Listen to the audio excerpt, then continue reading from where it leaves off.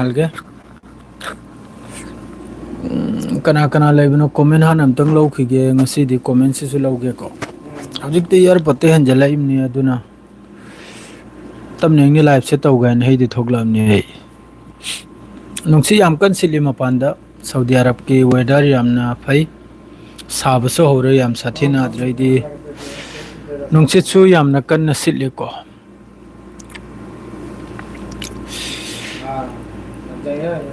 ꯀꯩꯅꯣ ꯂꯣꯏ ꯇꯨꯝꯅꯈ꯭ꯔꯕ꯭ꯔꯣ ꯄꯨꯡ 8 ꯌꯧꯗ꯭ꯔꯤ ꯄꯨꯡ 8 ꯌꯧꯗ꯭ꯔꯤꯅꯦ 8 ꯅꯤꯄꯥꯜ ꯅꯤꯄꯥꯜ ꯃꯥꯄꯜ ꯃꯈꯥꯏꯗ ꯂꯣꯏ ꯇꯨꯝꯅꯈ꯭ꯔꯕ꯭ꯔꯣ ꯇꯧꯔꯤꯁꯤꯕꯣ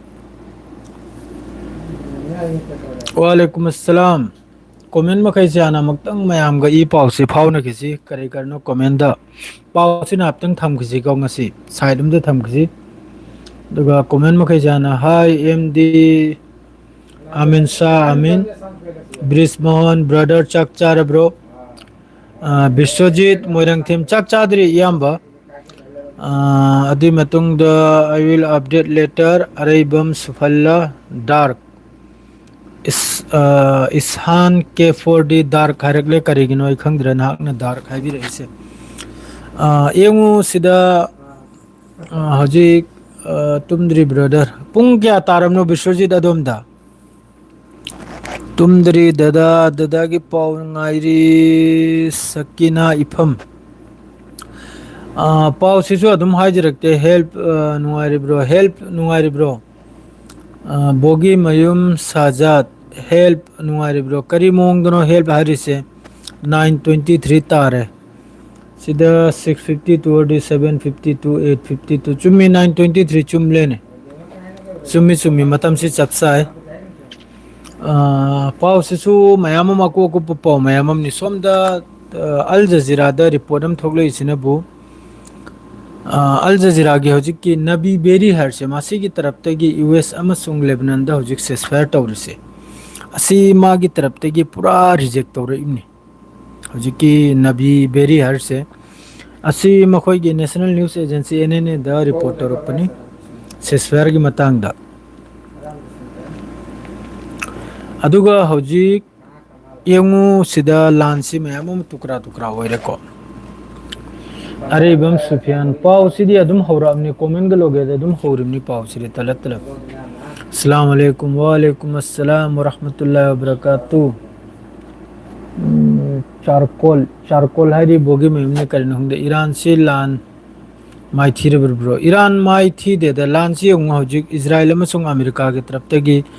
ꯑꯖꯔꯕꯩꯖꯥꯟ ꯂꯣꯝꯗꯒꯤ ꯁꯤ ꯑꯦꯛꯁ ꯍꯦꯟꯗꯜꯗ ꯊꯣꯛꯂꯛꯄ ꯄꯥꯎꯅꯤꯀꯣ ꯑꯖꯔꯕꯩꯖꯥꯟ ꯂꯣꯝꯗꯒꯤ ꯒ꯭ꯔꯥꯎꯟ ꯑꯣꯄꯔꯦꯁꯟ ꯇꯧꯔꯛꯄꯒꯤ ꯐꯤꯕꯝ ꯑꯃꯅꯤ ꯍꯧꯖꯤꯛꯇ ꯂꯩꯔꯤꯁꯦ ꯏꯔꯥꯟ ꯃꯅꯨꯡꯁꯤꯗ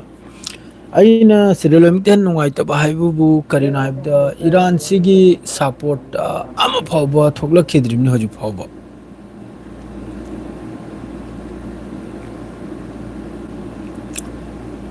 ꯑꯃꯐꯥꯎ ꯊꯣꯛꯂꯛꯈꯤꯗ꯭ꯔꯤꯕꯅꯤ ꯑꯗꯩ ꯍꯧꯖꯤꯛꯀꯤ ꯃꯈꯣꯏꯒꯤ ꯍꯧꯖꯤꯛꯀꯤ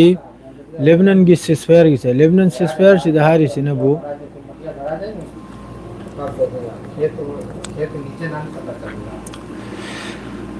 ꯂꯦꯕꯅꯟꯒꯤ ꯁꯤꯁꯐꯤꯌꯔꯗ ꯍꯥꯏꯔꯤꯁꯤꯅ ꯀꯔꯤ ꯄꯣꯠꯅꯣ ꯑꯝꯇ ꯌꯦꯡꯈꯤꯒꯦ ꯃꯁꯤꯒꯤꯁꯦ ꯀꯔꯥꯏꯅ ꯍꯧꯖꯤꯛꯇ ꯄꯥꯔꯝꯃꯤ ꯄꯥꯎꯗꯨꯁꯨ ꯀꯔꯣꯝ ꯆꯠꯈ꯭ꯔꯕꯅꯣꯅꯦ ꯊꯤꯕ ꯐꯪꯗ꯭ꯔꯦꯗꯣ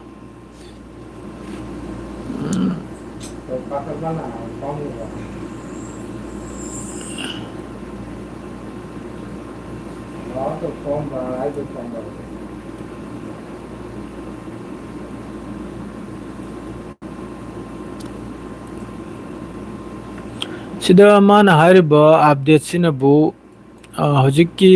ꯅꯕꯤ ꯕꯦꯔꯤꯅ ꯍꯥꯏꯔꯤꯁꯦ ꯃꯥꯅ ꯍꯥꯏꯔꯤꯁꯦ ꯌꯥꯕꯕꯨꯗꯤ ꯌꯥꯕ ꯑꯞꯗꯦꯠꯅꯤꯀꯣ ꯃꯥꯅ ꯍꯥꯏꯔꯤꯁꯤꯅꯕꯨ ꯖꯃꯤꯟꯗꯁꯨ ꯏꯁꯤꯡꯗꯁꯨ ꯂꯣꯏꯅꯃꯛꯇꯁꯨ ꯃꯥꯏꯀꯩ ꯃꯔꯤꯗ ꯁꯤꯁꯐꯥꯌꯔꯁꯦ ꯇꯧꯕ ꯂꯦꯕꯅꯟꯒ ꯑꯦꯛ ꯅꯝꯕꯔꯗ ꯗꯨꯏ ꯅꯝꯕꯔꯗ ꯋꯥꯂꯩꯀꯨꯝ ꯑꯁꯂꯥꯝ ꯇꯧꯕꯤꯔꯛꯄ ꯄꯨꯝꯅꯃꯛ ꯃꯩꯇꯩ ꯄꯥꯉꯜꯒꯤ ꯇꯔꯞꯇꯒꯤ ꯁꯂꯥꯝ ꯑꯃꯁꯨꯡ ꯗꯨꯋꯥꯅꯤ ꯃꯥꯏꯀꯩ ꯃꯔꯤꯗꯒꯤ ꯁꯤꯁꯐꯥꯌꯔ ꯇꯧꯕ ꯃꯗꯩꯗꯤ ꯑꯃꯗꯅꯕꯨ ꯃꯥꯅ ꯍꯥꯏꯔꯤꯁꯤꯅ ꯃꯈꯥ ꯊꯥꯕꯗꯨꯅꯕꯨ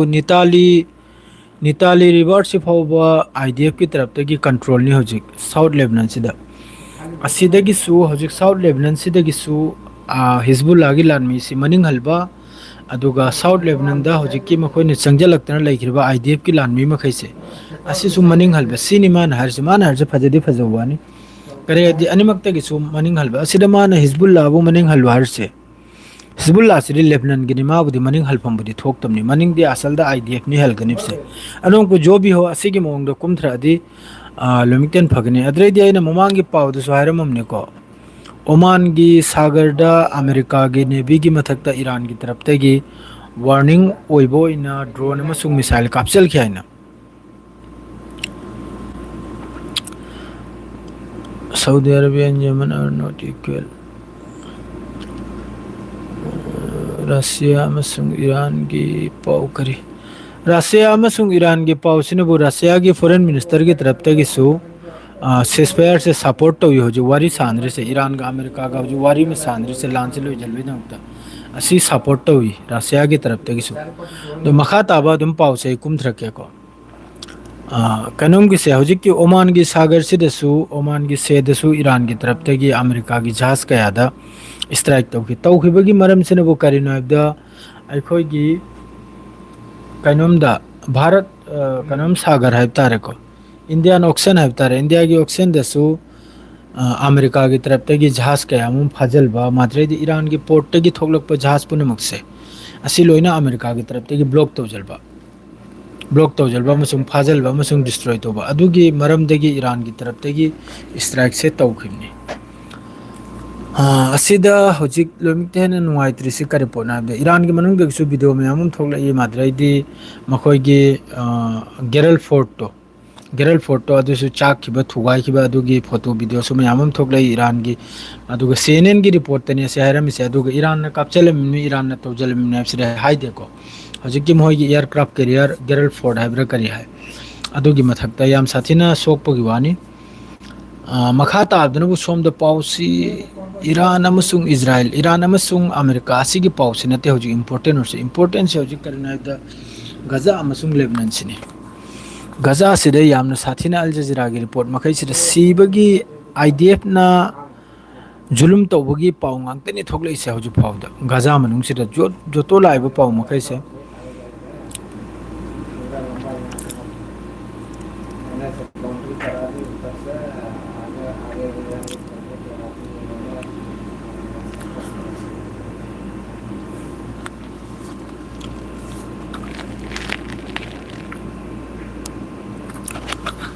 और रसिया रनी मारे पाउ से तलत यंगो ईरान अमसुंग अमेरिका अमसुंग इजराइल लांसी ngasi था निहुम सुरमनी लांसे तौरिसे था निहुम सुरमनी लांसे तौरिसे असिदा हजिक फावबा ईरान की सुमी अचौचौब लीडर कयामुम सीखरे अदुगा लेबनान द सुमी मयामुम शहीद ओरिमनी गजा द सुमी मयामुम शहीद ओरिमनी असिदा हजिक फावबा असुयाम्बा मयामना प्रेस टीवी दो इगरा CNN दो इगरा अरबियन न्यूज़ दो इगरा लोइमक्ता असिदा बस ईरान सिगी मिसंग चंगलक्तना ngasi फावबा कंट्री ओमान ना फावबा ईरान की मिसंग चंगलक वाफम मंगलते ईरान की मिसंग चंगलक स्टेटमेंट अमा नि पिराइसि कनानो हाबदा कुइ रसिया चाइना कोरिया सिमखैसिनी अतै मखैदि कनामते पिरक नते हजु फावदा ईरान की सपोर्ट ओरगा कमेंट तोरक संभव हजु फाव तोरकते सिदे इजराइल न हजु कम तौरे हाबदा निताली रिवर से फावबा इजराइल की कंट्रोल में अदुगा अपुल बदा हजु फावबा साउथ लेबनान दे सीरीज 3558 सुखरे से 2 मार्च तगिने हजु फाव मार्च की तारीख अनि दगी हजु योबदा 3558 साइड वरिमनी नांगबे निंगाय लेते हजु ओमान की पोर्ट हजु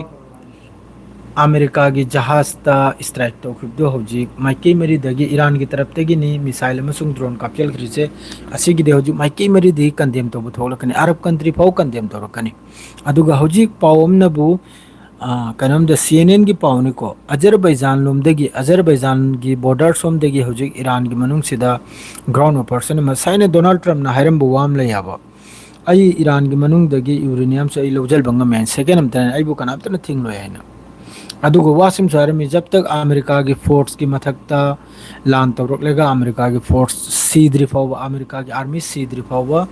अमेरिका की तरफ तक ईरान द लान तौरोय हाइना अदुगी मतुंगदनी ईरान ना हुजिक्की मखोइगी ओमान द लेरिबा मखोइगी डिस्ट्रॉयर मखोइगी जहाज अदुगी मथकता मिसाइल अमसुंग ड्रोन कैप्चल खरिसे ईरान की तरफ तक जो भी हो वारी से मचा मचा मैम ने ईरान की फॉरेन मिनिस्टर की मागी धमकी करीगुंबा लान तौरदी यामना चावना लान तौगनी माद्रे आईआरजीसी की तरफ की धमकी लोने धमकी ऐसे पुनमक्सी लोने गुल्ली मारो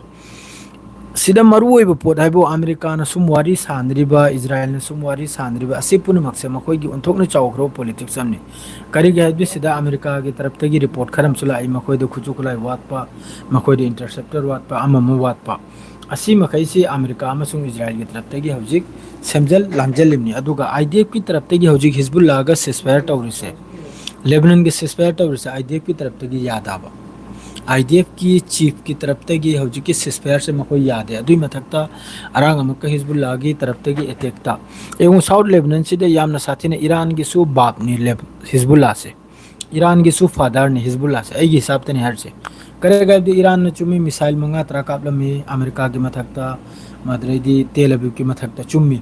अदुगा हौजिक जिस तरह हिजबुल्लाह की तरफ तगी मखोई की आईडीएफ की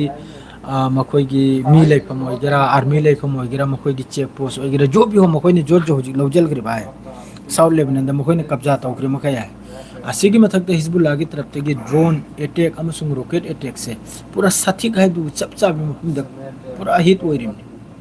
हिजबुल्लाह ना ngasi su 24 arang dagi ngasi ogda Hezbollah की तरफ तगी अटैक कुल मंगा नि तौग्रे से अटैक कुल मंगा south Lebanon the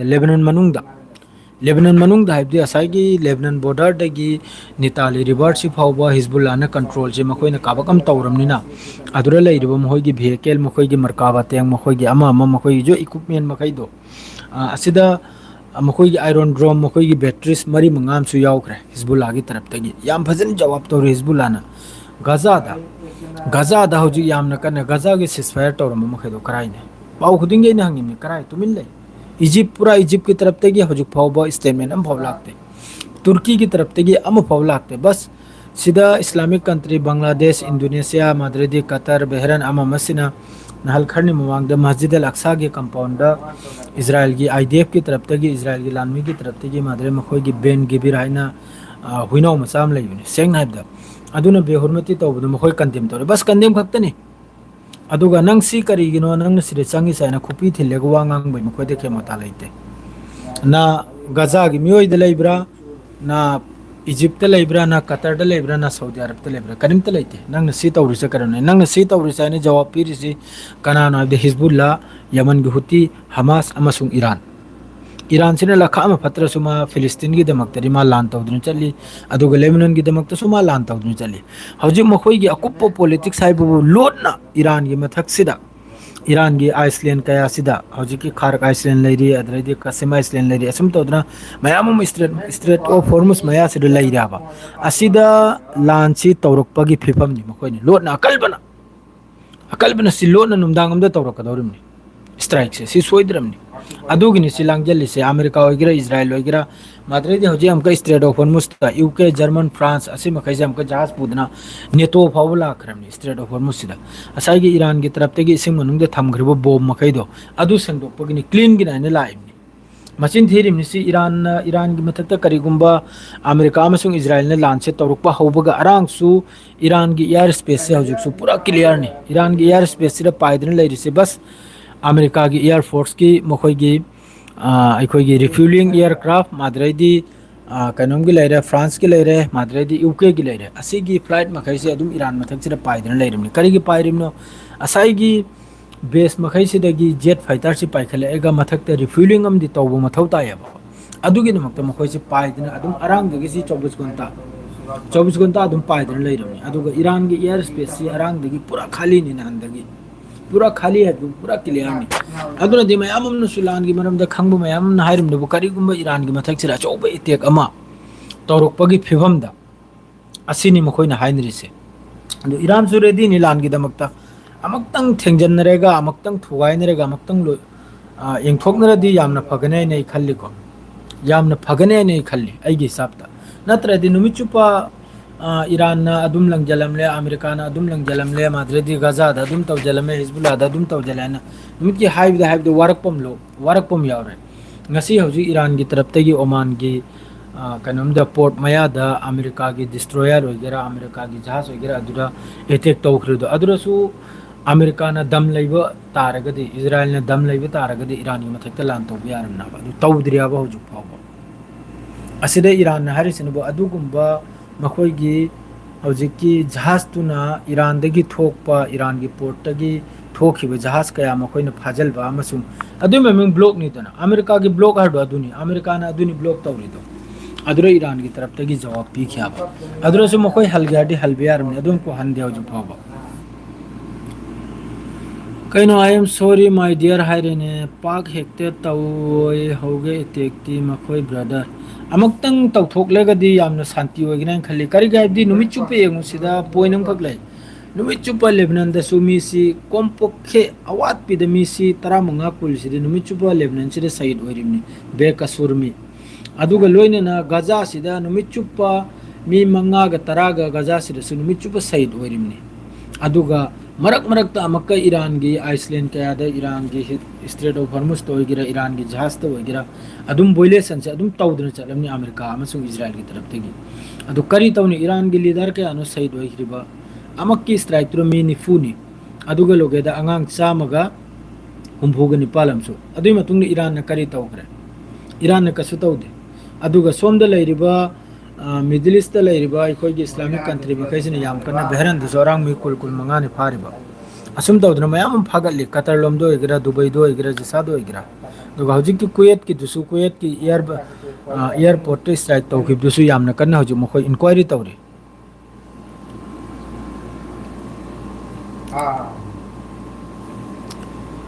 doctor Donald Trump सिदी पूरा मादी पूरा अखोगी नाटक हाइदु महाक्सी पूरा एक्टर अफाउबमनी नाल खरनि मवांगदनबु यामना चिंता दारम ले आइसी ईरान की सुप्रीम लीडर गा अमक्तंगदी फंगननिंगायना ngасina bu haira khare phangnabai chu mathau ta de lan se ceasefire tawraga amaktang di mag unaninga pura akhoi magi marai tolche timpha gumba tinthoi gumba ni khangedana pura maikai mari de sum leibi abdo adu gumba gi marai tolni magi marai tol magi statement ai lawsu lawte ai ta su ta de seng haibda man hare me khay am ta soi ta de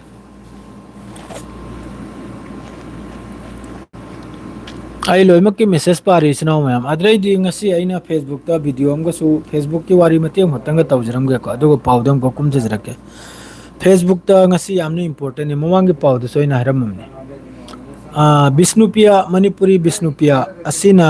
akhoi gi assam sida kasar sida mayam khangjalo sima maitei sunao amasung pangali sunao na khoi khangjalo akhoi kasar sida mayang musalman na yamna sathini hena lairimni खांगिब्रा मयांग मुसलमान से कम 60% ना होय 50% अदुम ओरमगनी अतै नबु मैतै पांगल माद्रेदि अतै जाति असिदा होजिक की सलनी खक मांग खिदना मयांग मसानी खकना थीब चलुरे सलजे फंगले फंगबै मतुंगदा विष्णुपिया खुलक अम खकते चंगब कांदा हुरामने न मयांग मसानी दु निंगथिन फुदे ये थिरगला वीडियो करा तौदना थांग करा नोमे करा कैप्चन तौरकले जो भी हो असिदा अखोगी बंगाली मखैने वीडियो से सेमलकपदा मणिपुरी हाइने पकलकले मणिपुरी सिता हाइने पकलकलाबा मणिपुरी सिता पकलादि मणिपुरी सिदा मैतै सु यारे पांगल सु लेमुक सु यारे अदुगी अगेंस्ट आइने वीडियो में सेमखि सिगी मयांग सिबु फुबसी मैतै पांगल सु यावदे मैतै सु यावदे आइना सि मैतै मणिपुरी विष्णुपियाना फुरकपने आइना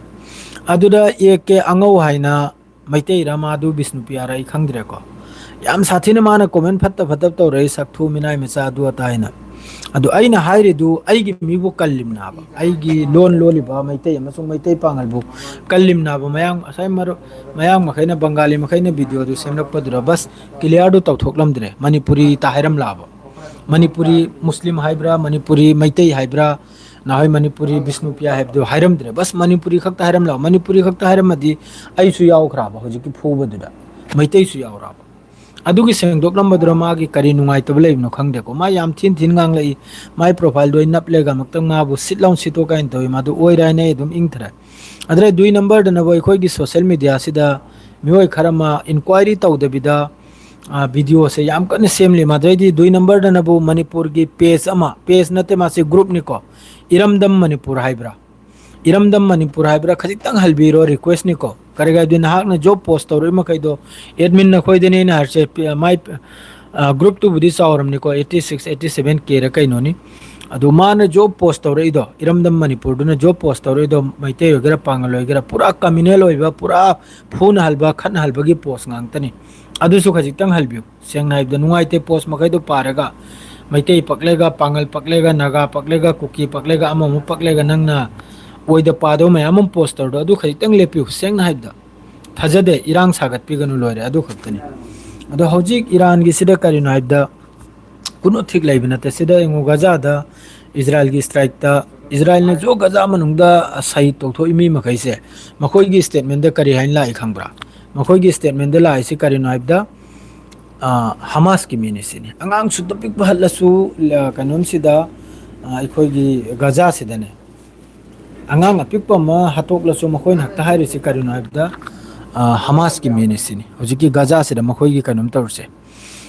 ꯒꯖꯥ ꯃꯅꯨꯡꯁꯤꯗ ꯌꯥꯝ ꯀꯟꯅ ꯑꯇ꯭ꯌꯥꯆꯥꯔ ꯇꯧꯔꯤ ꯑꯗꯩꯗꯤ ꯔꯥꯐꯥ ꯀ꯭ꯔꯣꯁꯤꯡꯁꯤꯗꯁꯨ ꯃꯤꯁꯦ ꯑꯗꯨꯝ ꯊꯣꯛꯂꯤ ꯍꯧꯖꯤꯛꯁꯨ ꯃꯤ ꯊꯣꯛꯄ ꯍꯥꯏꯕꯗꯤ ꯂꯥꯏꯌꯦꯡꯕꯒꯤ ꯃꯁꯔ ꯑꯣꯏꯔꯒ ꯃꯌꯥꯝ ꯑꯃꯁꯨ ꯊꯣꯛꯏꯀꯣ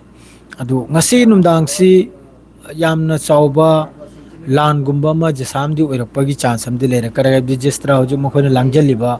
ꯑꯗꯩꯗꯤ ꯏꯌꯥꯔ ꯏꯁꯄꯦꯁꯇ ꯃꯈꯣꯏꯅ ꯄꯥꯏꯗꯨꯅ ꯂꯩꯔꯤꯕ ꯃꯈꯣꯏꯒꯤ ꯔꯤꯐ꯭ꯌꯨꯂꯤꯡ ꯃꯈꯣꯏꯒꯤ ꯏꯌꯥꯔꯀ꯭ꯔꯥꯐ ꯃꯈꯩꯁꯦ ꯀꯔꯤꯒꯨꯝꯕ ꯂꯥꯟ ꯏꯖ꯭ꯔꯥꯏꯜꯗꯤ ꯄꯨꯔꯥ ꯐꯤꯔꯤꯡ ꯐꯤꯔꯤꯡ ꯆꯣꯡꯉꯤ ꯏꯔꯥꯟꯒꯤ ꯃꯊꯛꯁꯤꯗ ꯑꯃꯛꯇ ꯂꯥꯟꯁꯤ ꯇꯧꯔꯒ ꯍꯥꯏꯅ ꯕꯁ ꯑꯃꯦꯔꯤꯀꯥꯗꯒꯤ ꯒ꯭ꯔꯤꯟ ꯁꯤꯒꯅꯦꯜꯁꯦ ꯄꯤꯗꯕꯅ ꯃꯥꯁꯦ ꯇꯨꯃꯤꯟꯅ ꯂꯩꯔꯝꯃꯦ ꯂꯥꯡꯖꯦꯜ ꯈꯣꯠꯆꯦꯜꯕꯗꯤ ꯏꯖ꯭ꯔꯥꯏꯜꯁꯨ ꯄꯨꯔꯥ ꯔꯦꯗꯤꯅꯤ ꯏꯖ꯭ꯔꯥꯏꯜꯒꯤ ꯒ꯭राꯎꯟ ꯐꯣꯔꯁꯁꯨ ꯃꯗꯩꯗꯤ ꯑꯃꯦꯔꯤꯀꯥꯒꯤ ꯒ꯭राꯎꯟ ꯐꯣꯔꯁꯁꯨ ꯃꯗꯩꯗꯤ ꯏꯔꯥꯟꯒꯤ ꯒ꯭राꯎꯟ ꯐꯣꯔꯁꯁꯨ ꯃꯗꯩ ꯏꯔꯥꯟꯒꯤ ꯑꯩꯈꯣꯏꯒꯤ ꯏꯟꯇꯔꯁꯦꯞꯇꯔ ꯑꯣꯏꯒꯦꯔꯥ ꯑꯗꯩꯗꯤ ꯗ꯭ꯔꯣꯟ ꯑꯣꯏꯒꯦꯔꯥ ꯃꯗꯩꯗꯤ ꯃꯑꯣꯡ ꯃꯑꯣꯡ ꯂꯣꯏꯅ ꯑꯦꯛꯇꯤꯞꯅꯤ ꯍꯧꯖꯤꯛ ꯏꯔꯥꯟꯁꯨ ꯐꯨꯜ ꯑꯦꯛꯇꯤꯞꯅꯤ ꯏꯖ꯭ꯔꯥꯏꯜꯁꯨ ꯄꯨꯔꯥ ꯑꯦꯛꯇꯤꯞꯅꯤ ꯑꯃꯦꯔꯤꯀꯥꯁꯨ ꯄꯨꯔꯥ ꯑꯦꯛꯇꯤꯞꯅꯤ ꯂꯥꯟꯁꯦ ꯕꯁ ꯊꯦꯡꯅꯅꯤꯡꯇꯅꯤ ꯉꯥꯏꯔꯕꯅꯤ ꯍꯨꯁꯦꯟ ꯈꯣꯡꯂꯦꯒ ꯕꯣꯜ ꯍꯧꯕꯒꯤ ꯃꯑꯣꯡꯗꯣ ꯑꯗꯨ ꯈꯛꯇꯅꯤ ꯉꯥꯏꯔꯕꯅꯤ ꯂꯦꯐ꯭ꯔꯤꯅ ꯍꯨꯁꯦꯟ ꯈꯣꯡꯕ ꯇꯅꯥꯕ ꯍꯧꯖꯤꯛ ꯉꯥꯏꯅꯔꯤꯁꯦ ꯈꯣꯡꯕꯒ ꯊꯣꯝꯗꯦꯛꯅꯗꯧꯔꯤꯕꯅꯤ ꯍꯟꯗꯛꯇꯤ ꯌꯥꯝ ꯁꯥꯊꯤꯅ ꯊꯣꯝꯗꯦꯛꯅꯒꯗꯧꯔꯤꯕꯅꯤ ꯑꯁꯤꯒꯤ ꯃꯅꯨꯡꯁꯤꯗ ꯀꯔꯤꯒꯨꯝꯕ ꯏꯔꯥꯟꯅ ꯅ꯭ꯌꯨꯀ꯭ꯂꯤꯌꯔ ꯇꯦꯁ ꯈꯔ ꯇꯧꯈꯤꯕ ꯂꯩꯔꯝꯃꯕ ꯑꯗꯨ ꯑꯣꯏꯔꯗꯤ ꯂꯪꯊꯈ꯭ꯔꯦ ꯑꯗꯨ ꯑꯣꯏꯔꯗꯤ ꯁꯨꯡꯁꯣꯏ ꯁꯣꯏꯗ꯭ꯔꯕꯅꯤ ꯂꯪꯊ꯭ꯔꯅꯤꯡꯅꯤ ꯀꯔꯤꯒꯨꯝꯕ ꯇꯦꯁ ꯇꯧꯕ ꯂꯩꯔꯝꯃꯗꯤ ꯀꯔꯤꯒꯤꯗꯤ ꯍꯧꯖꯤꯛ ꯐꯥꯎꯗ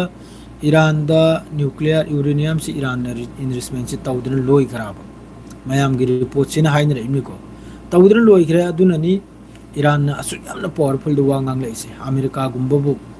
ꯍꯟꯗꯛ ꯃꯇꯥꯡꯁꯤꯗ ꯆꯣꯞꯄꯝꯅꯤꯗ ꯑꯃꯦꯔꯤꯀꯥꯒꯤ ꯁꯟꯁꯠ ꯑꯃꯦꯔꯤꯀꯥꯅ ꯁꯟꯁꯠꯄꯨꯁꯨ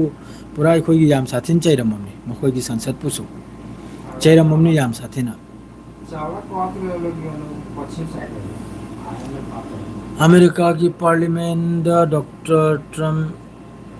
ꯌꯥꯎꯕꯅ ꯍꯦꯟꯕ ꯂꯥꯟ ꯇꯧꯔꯣꯏ ꯑꯃꯦꯔꯤꯀꯥꯒꯤ ꯄꯥꯔꯂꯤꯃꯦꯟꯗꯒꯤ ꯄꯥꯔꯂꯤꯃꯦꯟꯕꯨꯁꯨ ꯃꯥꯅ ꯆꯩꯔꯝꯃꯕꯅꯤ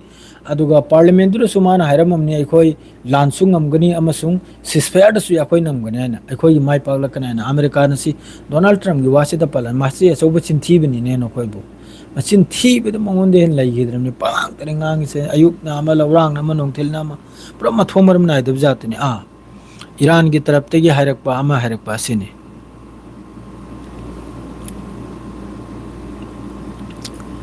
ꯆꯩꯅꯥ ꯑꯃꯁꯨꯡ ꯔꯥꯁꯤꯌꯥꯗꯒꯤ ꯈꯨꯠꯂꯥꯏ ꯄꯤꯁꯤꯟꯂꯛꯏ ꯄꯥꯎ ꯂꯩꯕ꯭ꯔꯣ ꯌꯦꯡꯉꯨ ꯆꯩꯅꯥꯒꯤ ꯇꯔꯞꯇꯒꯤꯁꯨ ꯔꯥꯁꯤꯌꯥꯒꯤ ꯇꯔꯞꯇꯒꯤꯁꯨ ꯏꯔꯥꯟꯗ ꯖꯣ ꯈꯨꯠꯁꯨ ꯈꯨꯠꯂꯥꯏ ꯄꯤꯔꯤꯕꯗꯨ ꯄꯤꯗꯨꯅ ꯂꯣꯏꯈ꯭ꯔꯦ ꯏꯔꯥꯟꯗ ꯖꯣ ꯏꯔꯥꯟꯒꯤ ꯁꯦꯝ ꯃꯥꯗꯩꯗꯤ ꯏꯔꯥꯟꯒꯤ ꯑꯔꯥꯡꯈꯩꯅ ꯑꯦꯛꯁꯇ ꯚꯤꯗꯤꯑꯣ ꯑꯃ ꯃꯈꯣꯏꯒꯤ ꯇꯥꯔꯃꯤꯅꯦꯜ ꯑꯩꯈꯣꯏꯒꯤ ꯆꯪꯐꯝꯅꯦ ꯑꯩꯈꯣꯏꯒꯤ ꯂꯩꯕꯥꯛ ꯃꯅꯨꯡꯗ ꯆꯪꯐꯝ ꯃꯈꯣꯏꯒꯤ ꯃꯤꯁꯥꯏꯜ ꯁꯤꯇꯤꯗ ꯑꯗꯨꯁꯨ ꯑꯔꯥꯡ ꯃꯈꯣꯏꯒꯤ ꯕꯨꯜꯗꯣꯖꯔꯅ ꯁꯦꯡꯗꯣꯛ ꯈꯣꯠꯇꯣꯛꯇꯅ ꯂꯝꯗꯣ ꯐꯥꯠꯄꯒꯤ ꯚꯤꯗꯤꯑꯣ ꯈꯔ ꯑꯃꯁꯨ ꯊꯣꯛꯂꯛꯏ ꯑꯃꯦꯔꯤꯀꯥ ꯑꯃꯁꯨꯡ ꯏꯖ꯭ꯔꯥꯏꯜꯅ ꯑꯗꯨꯒꯤ ꯃꯆꯤꯟꯗꯨꯗ ꯕꯣꯝꯕꯤꯡ ꯇꯧꯈꯤꯕ ꯑꯗꯨꯅ ꯃꯆꯤꯟꯗꯨ ꯃꯦꯜꯈꯤꯕ ꯑꯗꯨꯒꯨꯝꯕ ꯇꯔꯅꯦꯜ ꯀꯌꯥ ꯑꯗꯨꯒꯨꯝꯕ ꯂꯩꯕꯥꯛ ꯃꯅꯨꯡꯒꯤ ꯃꯈꯣꯏꯒꯤ ꯈꯨꯐꯤꯌꯥ ꯑꯂꯣꯠꯄ ꯂꯝꯕꯤ ꯀꯌꯥ ꯏꯔꯥꯟꯒꯤ ꯇꯔꯞꯇꯒꯤꯁꯨ ꯁꯦꯡꯗꯣꯛ ꯈꯣꯠꯇꯣꯛꯇꯅ ꯄꯨꯔꯥ ꯀ꯭ꯂꯤꯌꯥꯔ ꯇꯧꯈ꯭ꯔꯦ ꯌꯦꯡꯉꯨ ꯁꯤꯗ ꯍꯧꯖꯤꯛ ꯏꯔꯥꯟ ꯄꯨꯔꯥ ꯔꯦꯗꯤꯅꯤ ꯂꯥꯟꯒꯤꯗꯃꯛꯇ ꯑꯦꯗꯒꯤ ꯖꯦꯠ ꯐꯥꯎꯕ ꯏꯔꯥꯟ ꯔꯦꯗꯤꯅꯤ ꯕꯁ ꯑꯃꯦꯔꯤꯀꯥꯅ ꯍꯧꯖꯤꯛ ꯐꯥꯎꯕ ꯏꯔꯥꯟꯒꯤ ꯇꯦꯍꯔꯥꯟꯒꯤ ꯃꯅꯨꯡꯗ ꯏꯁꯇ꯭ꯔꯥꯏꯛ ꯇꯧꯔꯛꯇ꯭ꯔꯤ ꯇꯦꯍꯔꯥꯟꯒꯤ ꯃꯅꯨꯡꯗ ꯖꯤꯁꯗꯤꯟ ꯇꯧꯔꯛꯄ ꯅꯨꯃꯤꯠꯇꯣ ꯏꯔꯥꯟꯒꯤ ꯇꯔꯞꯇ ꯍꯧꯔꯕꯅꯤ ꯂꯥꯟꯁꯦ ꯁꯨꯡꯁꯣꯏ ꯁꯣꯏꯗ꯭ꯔꯕꯅꯤ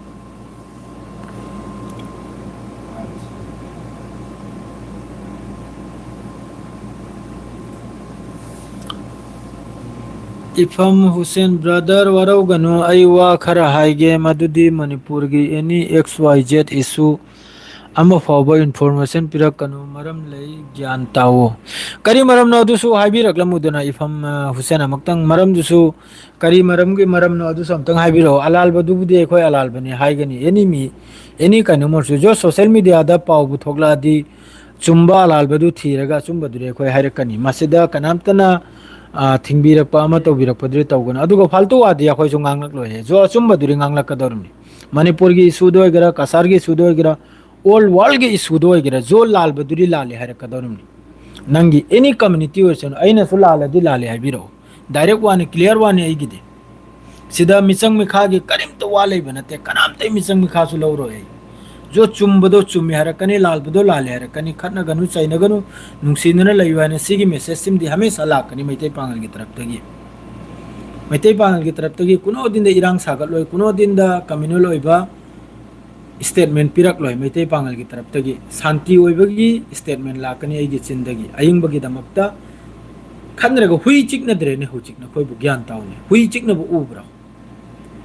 हजी हान लेरक थोंगाल दो हुई चिकनरमबनि मयाम हजी चिकनबु उब्रा अखोइदि इंसान मिनिने करिगी चिकनगदौरे अखोइ करी दरकार गे अखोइ चिकनगदौरे चिकनबे दरकार लेते अदुना अलाल बे थोगलादि एनी मफमदगी कोंजिल कोया है आ लेबाक मनुंग दोरसु चिंगथोरकदरम ने अखोइदि लेबाक मनुंग दोरसु चिंगथोरेगा अदुगी मथक्ता वीडियो सेमलकनी असेम गोवाने से जो अचुम बदुबु चुम्मी अलाल बदुबु अलाली कंडेम तो फम तौगनी थागत फम थागतकनी आई मैतै पांगलना अफब तौरे कोकथांग पुगनी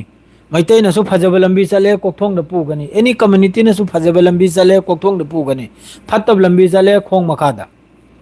सेंग नाइबनी एनी मीसु फत्तब लंबी चले खोंग की मखादा खोंगबाक की मखादा क्लियर वानी इसेंग सेंग बिनी वारो निगाय वा लेते चुम्मी खंगदब दंगांग बदुरी ngang लोइदनी इंक्वायरी तौरेगा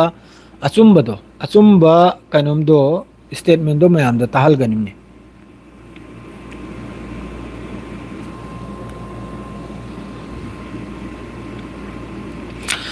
हौजी एंगो हमास की मी मखैसे हौजी अयाम बदल लोइने मपान द थोगलगलेगा वालेकुम अस्सलाम तर्जिन खुदेम बमहाय मारे मिंगसे एंगो हमास की याम साथी न टर्नल गजा मनुंग से लेन मादो हौजिक की टर्नल द लैत्रे हौजिक की थोगलगलेगा मखैसु सिविलियन गा पुनना खरम लैबा माद्रे खरम नबु याम इंपोर्टेंट ओइदुनबु मनुंग द लैबे सिदसु एंगो गजा न वारिसु अदुम वारिम नतेको हौजिक की फिलिस्तीनी मखैसेरसु खाउ पाइबो मयामम लै चिरोन चटपा हमास की मिस सिदा लैरे एन मैतै पांगल दो आसिदा लैहोबनी फलाना दो आसिदा लैहोबनी चिरोन चचल बे यावरे अब पैसा खरगी दमक्ता आईडीएफ की खाउ पाइबे यावरे अदुना नाबा हमास की मकोक चिंग बसीर सईद ओरिबा है अदुम तौदने ईरान दसु ईरान मनुंग दसु मुसाद की एजेंट के अमम होजी एक्टिव तौखरे ngasi की पावनी मयाम एक्टिव तौखरे मखोई मुसाद की CI6 साइबर करी करे है अदु मखैदु लोइन एक्टिव तौखरे करी गबदी ईरान की मनुंग से यामन साउना लान म तौरप होजिक सिस्वेयर की वारी सांद्रे दो बेकार ने ईरान का अमेरिका का वारी सांद्रे दो करीम तो वारी सांदाय करीम तो वारी सांदाय 12 घंटा द मेसेज अमगुम बकरा अखोई आदान प्रदान तौनब जानी सोमदे सोमदा पिथोक पिजिन अदु खक्तनी करीम तो वारी लेते सिदा अमेरिका सु मनुंग द लांगजलिमनी ईरान सु मनुंग द लांगिमनी इजराइल सु मनुंग द लांगिमनी लान की दमकता चाउन लान थेंगनबे दमकता सिदा करीम त सेस्पेयर हो करी दे कराय दे सेस्पेयर हो अमेरिका न मुक्तन लेदरे ईरान द लेरिबा यूरेनियम दु पिथोरबाने ईरान नारी अदु सिरो सु पिरो यानी कराय दनो बस सेस्पेयर ओइगदर सारक मयाम ना दुम हाबिरक लाबा मयाम ने ऑन दे मैते पांगल नंगी पेज तु पिथोरको अइने पिरो है दुबु अमका असिदबु खनफम नत्रो खनफम नत्राबा अइगी पोतो कमना हो मयाम दु पिथोगदर से वारिम ने हरसे अदुम तौदना ईरान न सेम साखिबे यूरेनियम इन्वेस्टमेंट तौगिदु कमना पिथोगदर से असिदना ब पल्ले से अदर ईरान हायरेबा अमेरिका की बेस पुनमक अमेरिका की लानमी पुनमक मिडिल ईस्ट दगी सिगी रीजन से दगी विद्रो तौदन थोकान कराय दे थोकदोरे अमेरिका थोकनी रो थोकलो एदोडी कराय दे सिस्पेयर तौनी हारो सिस्पेयर कराय दे सुलैते लान ओइदोरिमनी नाइसी नत्रसु हायेंग नत्रसु चाही मै मतुंग दोरसु ईरान गा अमेरिका गा इजराइल गा लान सिदी सुबसोय सोइदरमनी करिगादी ईरान न सिगी लान सिगी दमकता चाही निफु दगनी लांगला इसे ईरान गी अदुगा ईरान गी असुयामबा यूरेनियम असिगी सुदादा ईरान गी न्यूक्लियर प्रोग्राम आइगी सुदादा साइंटिस्ट कया सहित ओइग्रमनो लीडर कया सहित ओइग्रमनो ईरान गी सुप्रीम लीडर सहित ओइग्रमनो ईरान गी साइंटिस्ट कया सहित ओइग्रमनो जनरल कया कर्नल कया लेफ्टिनेंट कया लानमी कया मिचम कया छात्र कया टीचर कया असी से सहित सुयाम से सहित ओइग्रगा अमेरिका गुंबा थुनप तयमना ते यूरेनियम पिथोआर ग पिथोकनिरो ओइद्रमनि सुबोय ओइद्रमनि लान थेंगनबा सी 110% नि बस नुआई तबायबु स्ट्रेट ऑफ हॉर्मुज से बन ओइबसिना अखोई से खर वा बताय अदु खक्तनि अखोई से थाव द खर वाय बताय गैस लांग द खर वा बताय अच्छा थक द खर वा बताय पैसा लेकोर खल चिल बताय असी खक्तनि स्ट्रेट ऑफ हॉर्मुज से बन ओइबना अदुगा करिगुंबा लान से कन्न तौजलादी ईरान अमसुंग अमेरिका से यामना कन्न लान से तौनखिदना थेंगनरक पतारगदि सोम द रेट से सु थेंगखिदौरिमनि loimak haurakadorni region sida leiriba country punamuk loina haurakadorni aduga hojik yamna kanna Saudi Arab ka Bahrain ga su yamna kanna marup ama oibagi Iran gi mathak sida akhoi gi laman khumbagi sukumbagi su tare ko arangnal Kuwait ki international airport strike to giddo asida so America na Israel na yamna thoga thotha am tawri aba hojikta lan se tawhol bagi adu aju phau gi si khakni islam ya mathang dam ka pau thokla di soi dam ki ai theng na su pau pudun lam ni mayam khangi dini pung nipal mapal gi dum pau ngu pura kan yam tam pa thagi ga kare kare na aju phau gi update se dang thidok ki ge karam de kare kare hare inno aduga kare gumba henjel khojal ki be yawro so mayam ngapu aduga live asi share to thopiramu like to thopiramu comment to thopiramu share ge lojra good night amasung salam alaikum goodbye